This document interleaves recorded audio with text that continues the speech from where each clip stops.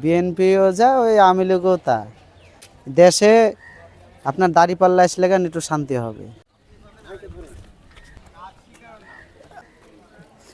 আসন্ন এই যে নির্বাচন, এই নির্বাচন নিয়ে সাধারণ মানুষের মনে যে ভাবনা কি সেই বিষয়টা নিয়ে আমরা জানার চেষ্টা করছি।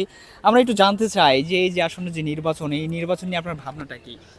ভাবনাটা তো যে দেশের পরিস্থিতি খারাপ এই কারণের লেগে এখন বিএনপিও যা ওই আওয়ামী লীগও তা। তো এখন যাই হোক, দেশে আপনার দাঁড়িপাল্লা আসলে কেন একটু শান্তি হবে।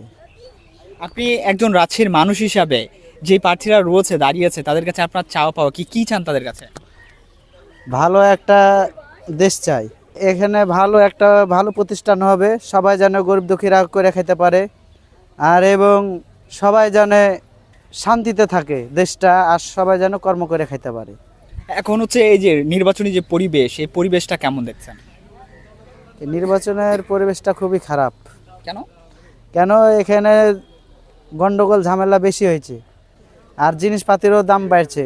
এই নির্বাচনের পর যে জিনিসপাতির দাম কমবে কি না বাড়বে সেটা বলাই মুশকিল। আচ্ছা, এবারে এই যে গণভোটটা হচ্ছে, এই গণভোট সম্পর্কে আপনি বোঝেন কিনা? হ্যাঁ, একটু বুঝি।